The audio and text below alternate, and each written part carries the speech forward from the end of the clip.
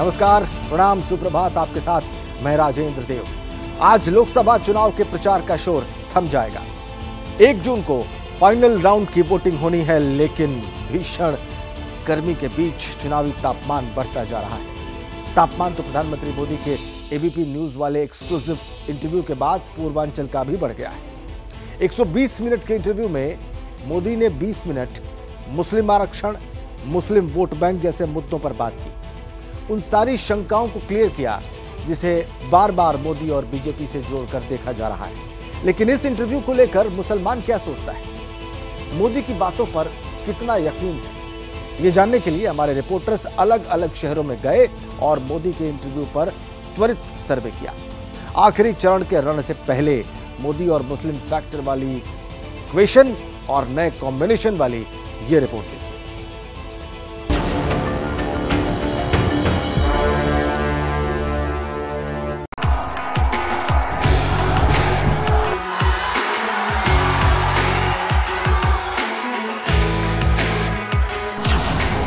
आखिरी चरण की वोटिंग से पहले नेताओं के बयान में नई धार है, क्योंकि कोई भी अपनी चुनावी नैया को मझधार में नहीं फंसाना चाहता। सब चाहते हैं मुद्दों का समंदर पार हो जाए, लेकिन ये दिखता कैसा है, चलिए आपको सैर कराते हैं। चुनावी समंदर में इस वक्त 2 मुद्दों का जमकर शोर है। मुस्लिम आरक्षण का टेस्ट और आरक्षण की सीमा बढ़ाने वाला वादा। इसी तरह ओबीसी का हक और जातिगत जनगणना वाली नाव पर भी नेता जमे हुए हैं। बात निकली तो ध्रुवीकरण तक भी पहुंची, मगर काउंटर मिला संविधानवाद। इस दौरान नौकरी बेरोजगारी की नाव पर भी कई नेता सवार होकर वोटों की झोली भरना चाहते हैं। प्रचार युद्ध में तानाशाह पर भी आर पार देखने को मिला। दूसरी तरफ चर्चा महंगाई की भी हुई। हाँ, राम मंदिर के नाम पर सवार होकर मुद्दों का कारवां आगे बढ़ा, मगर इस बीच पेपर लीक खड़ा मिला। अनुच्छेद 370 के नाम पर भी इलेक्शन कैंपेन हुआ, मगर अच्छे स्कूल अस्पताल का नाम पीछे ही दिखा। चुनाव में मुद्दों वाली नाव आगे और तैरी। गरीबों को मुफ्त राशन की गारंटी बनाम अग्निवीर खत्म करने की गारंटी, या फिर कामदार वर्सेस नामदार के सामने उद्योगपतियों की सरकार।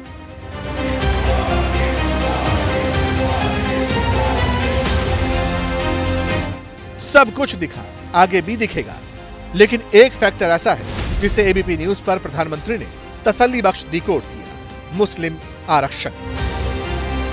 तो मेरा कहना ये है कि भाई हमें संविधान की भावना का सम्मान करना चाहिए। संविधान में जो लिखा गया है उसका सम्मान करना चाहिए। और बाबा साहब आम्बेडकर हो, डॉक्टर राजेंद्र बाबू हो, चाहे पंडित नेहरू हो, इन लोगों ने सबने कहा है कि हमारे देश में धर्म के आधार पर आरक्षण नहीं होना चाहिए। आज ये धर्म के आधार पर आरक्षण करना चाहते हैं, तो मैं कहता हूँ ये संविधान का अपमान है। ये संविधान को खत्म करने के उनके तौर तरीके हैं। हमारा विरोध मुसलमान से नहीं है, हमारा विरोध ईसाई से नहीं है, हमारा विरोध पारसी से नहीं है, हमारा विरोध जैन से नहीं है, हमारा विरोध बौद्ध से नहीं है, हमारा विरोध सिख से नहीं। हमें कहना है, भारत का संविधान कहता है कि धर्म के आधार पर आरक्षण नहीं होना चाहिए। ओडिशा हो या फिर पूर्वांचल, मोदी अपनी हर रैली में इस मुद्दे को जमकर उठाते हैं। सवाल, मोदी और मुसलमान के बीच वाली इक्वेशन में कोई नया कॉम्बिनेशन ऐड हो गया? क्या मोदी मुसलमानों तक अपनी बात पहुंचाने में कामयाब हो सकेंगे? क्या प्रधानमंत्री के लिए मुसलमान सिर्फ वोट बैंक भर हैं?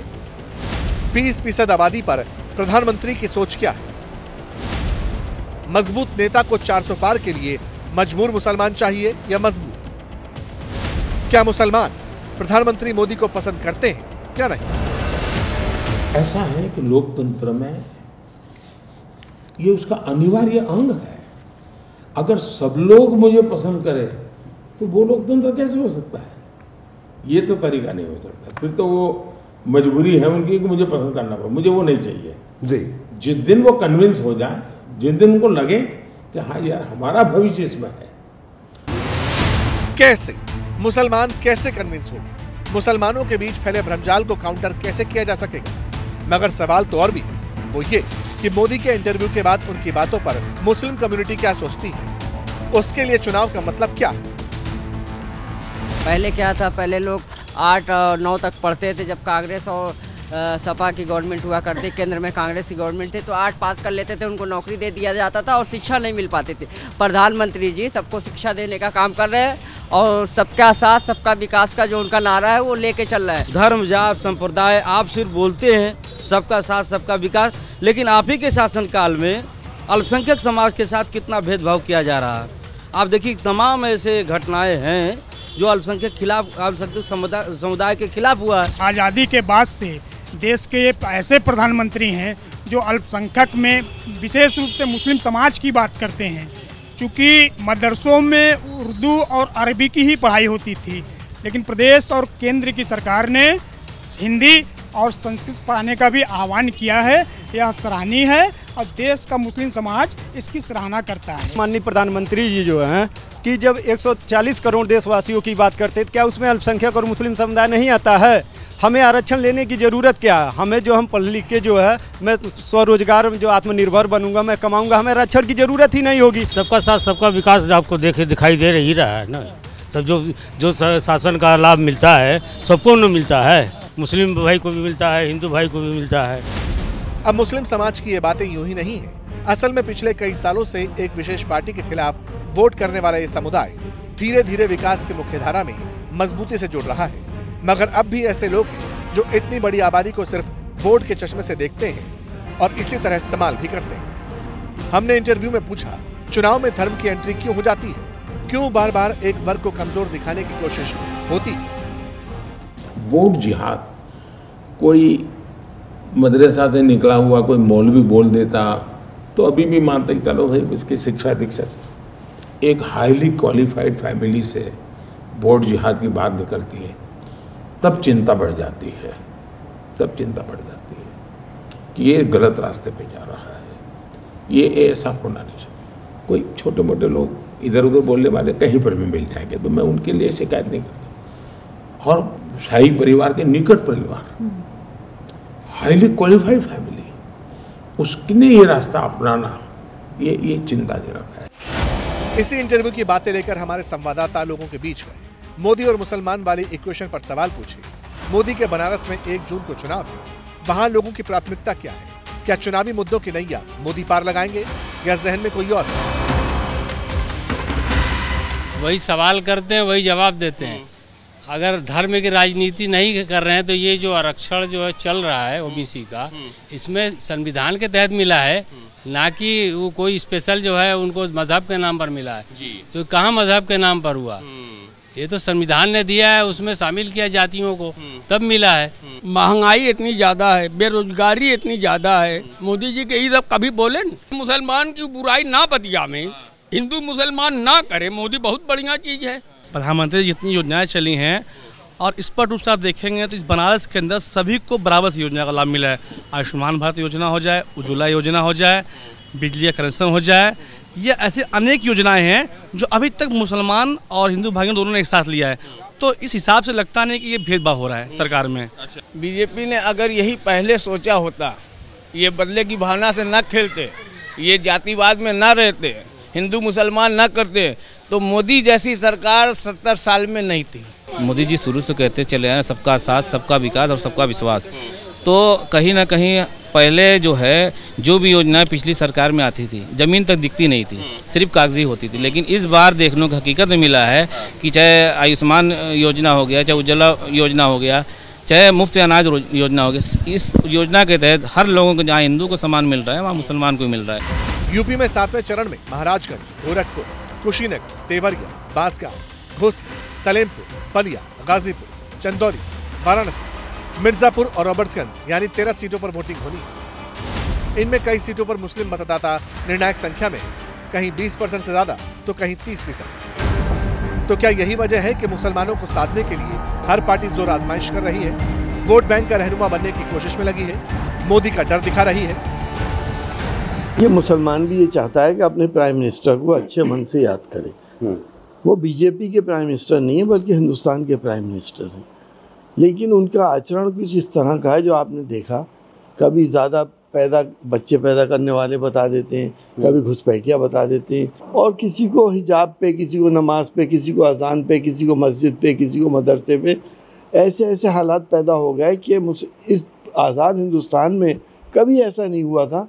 मोदी जी को उस पर पाबंदी लगानी चाहिए थी। मगर क्या ये सही है?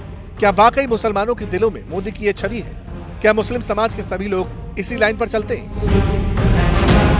भारत के प्रधानमंत्री नरेंद्र मोदी जी ने हमेशा मुसलमानों को अपने से जोड़ने की बात कही, मुसलमानों से रिश्ते बना करके ही जी सकता हूं। और अब फिर उन्होंने जो बात कही है कि मैं मजबूर करके किसी को मैं अपने आप से जोड़ना नहीं चाहता हूं, बल्कि मैं चाहता हूं कि मुसलमान खुश होकर के, मसरूर होकर के मुझसे जुड़े। ये बातें इसलिए भी हैं क्योंकि कई लोग ये समझते हैं कि प्रधानमंत्री ने अपनी गारंटी पूरा करने में भेदभाव नहीं किया। उन्हें लगता है कि किसी का धर्म या जाति देखकर योजनाओं का लाभ नहीं दिया गया। लेकिन नेताओं को क्या लगता है? मोदी और मुसलमान वाली केमिस्ट्री पर ओवैसी का क्या सोचना है? क्या ये परमानेंट है या चुनावी? फर्स्ट फेज के बाद 7वें चरण तक प्रधानमंत्री ने सिर्फ इलेक्शन को मुसलमान बना के रख दिया। ये इनकी एक पूरी एक स्ट्रेटजी है कि मुसलमानों की नफरत, मुसलमानों का डर दिखाकर और वो अपनी नाकामियों को कवर करना चाहते हैं। रोजगार नहीं दिया युवाओं को, महंगाई आसमान को छू रही है, उत्तर प्रदेश में पेपर लीक होता है। किसी मुसलमान ने, सिख ने, ईसाई ने अपने धर्म की बुनियाद पर आरक्षण कभी मांगा ही नहीं है। आरक्षण किसी भी धर्म के बुनियाद पर नहीं दिया जाता है, लेकिन जो पिछड़े हुए हैं उनको दिया जाता है। अब ये तय कौन करेगा कि मुसलमान पिछड़े हैं या ईसाई पिछड़े हैं या सिख पिछड़े हैं? ये कौन तय करेगा? सच्चर कमेटी की रिपोर्ट है। शायद इसी तरह की बयानबाजी को लेकर प्रधानमंत्री ने एबीपी न्यूज को दिए एक्सक्लूसिव इंटरव्यू में मुसलमानों को आंखें खोलकर समझबूझ के साथ फैसला करने और आगे बढ़ने की सलाह दी। ये भी बताया कि हिंदू हो या मुसलमान, मोदी के लिए सब एक समान। एज ए गवर्नमेंट मेरा काम क्या है? There should be no discrimination, सबके लिए समान। हाँ, लेकिन मैं ये कहूँ तो मैंने क्या कहा, मुझे अब चलना है 100% सैचुरेशन। मानो मेरे पास 4 करोड़ घर है और 4 करोड़ लाभार्थी की सूची है, तो मुझे कोई डिस्क्रिमिनेशन के बिना उन लाभार्थियों को मकान देना है। क्योंकि तुम इस जात के हो तो मिलेगा, उस जात के हो तो नहीं मिलेगा, इस धर्म के हो तो मिलेगा, उस धर्म के है तो नहीं मिलेगा, ये नहीं चलेगा। मोदी ने कह दिया मिलने वाला है। तो मेरी जो स्ट्रैटेजी है वो ये है, सबका साथ सबका विकास। ये सिर्फ नारा नहीं है जी। मगर मोदी की गारंटी पर मुसलमानों को कितना यकीन है? पूर्वांचल की जिन सीटों पर मुस्लिम फैक्टर डोमिनेंट है, जिन्हें लोकतंत्र के उत्सव में वोटिंग का इस्तेमाल करना है, वो मोदी के विजन से, मुसलमान पर मोदी की वर्किंग स्टाइल से कितने मुतमईन हैं? मुसलमानों को हर जगह परेशान ही किया जा रहा है। गली गली घूम के देख लीजिए, ये मुसलमान, ये महिलाएं जो बगल में खड़ी हैं, इनकी तकलीफ देख लीजिए, पूछ लीजिए इनसे क्या क्या तकलीफें हैं। लाइट नहीं सही से मिल पाती है, जैसे पानी का समस्या है, जैसे बेरोजगारी है, परेशान हाल है। इस मोहल्ले में आज तक भाजपा का कोई भी एक बंदा नहीं आया है पूछने के लिए कि आपकी क्या हाल है। एक भी आज तक इतने 10 साल में मोदी सरकार चल रही है, किसी कभी एक भी इंसान नहीं आया है कि यहाँ पर क्या समस्या है, और समस्या का यहाँ भंडार है। प्रधानमंत्री जी तो बोलते कुछ है, करते कुछ है, उनका कोई एक टिकते नहीं है एक बात पे। उनकी बात भाषण में कुछ और रहती है और धरातल पे वो कुछ और रहती है। वो नॉन मुस्लिम हो या छोटी जात बड़ी जात, किसी के लिए काम नहीं कर रहे हैं। मुसलमानों की बात ही नहीं है, मुसलमानों को तो सिर्फ फ्रंट पे किया जा रहा है। वो किसी के लिए कोई काम नहीं कर रहा। पढ़ के तो मुसलमान टोटो चला रहे हैं, मुसलमान क्या हिंदू भी चला रहे हैं। किसके लिए अच्छा हो रहा है? किसी के लिए अच्छा नहीं हो रहा है, किसी के हित में अच्छा नहीं हो रहा है। कहीं भरोसा है, लेकिन अगर मुसलमानों को साथ लेकर आगे बढ़ना है तो फिर बीजेपी को अभी और काम करना होगा। वैसे जो काम मोदी ने किए उनकी भी चर्चा खूब होती है। फिर चाहे वो 3 तलाक को कानून बनाकर खत्म करना हो, हज यात्रा के लिए महरम खत्म करना हो, महिलाओं के हज यात्रा पर अकेले जाने का फैसला हो, या फिर केंद्रीय वक्फ बोर्ड की संपत्तियों की 100% जियो टैगिंग, वक्फ संपत्तियों पर स्कूल, कॉलेज, अस्पताल, सामुदायिक भवन के निर्माण की पहल, या फिर 2 करोड़ से ज्यादा अल्पसंख्यक छात्रों को छात्रवृत्ति। अब सवाल है, क्या ये काम मजबूती से या फिर मजबूरी में मुस्लिम समाज पर छाप छोड़ रहे हैं? हमारे समुदाय को लेके जो लोग एक अफवाह बनाते हैं कि बीजेपी खिलाफ है, कम से कम वो बात तो मोदी जी ने रखा। एक प्रधानमंत्री के अंदर ये बात जरूर होनी चाहिए। जो मैं सुन रही हूँ भाई, मैं उसी को जानती हूँ। प्रधानमंत्री ने एक बात कही ना कि मैं चाहता हूँ मुसलमान भी पीछे न रह जाए, वरना उससे भी मुझे दर्द होगा। तो यानी वो मुसलमान को बराबर मानते हैं ना। एकदम क्लियर कहा प्रधानमंत्री नरेंद्र मोदी जी ने कि मुसलमान भी महत्वपूर्ण अंग है भारत देश का। ये इससे क्लियर होता है कि वो खुद भी मानते हैं कि मुसलमानों की तरक्की और मुसलमानों की शिक्षा पर काम होना चाहिए। इस तरह की चीज़ें भारतीय जनता पार्टी के द्वारा हमेशा की गई। मुस्लिमों को कहीं से पीछे नहीं रखा गया। मैं दिल से पसंद करते हैं उन्हें। वजह कि अच्छा काम कर रहे हैं, हर तरफ विकास कर रहे हैं, नाम हो रहा है, इसलिए पसंद करते हैं। सवाल तो ये भी पूछे जाते हैं कि मोदी सरकार में देश की विकास की यात्रा में मुसलमान समाज की भागीदारी कितनी बढ़ी, मोदी सरकार ने इन्हें कैसे आगे बढ़ाया भी या नहीं।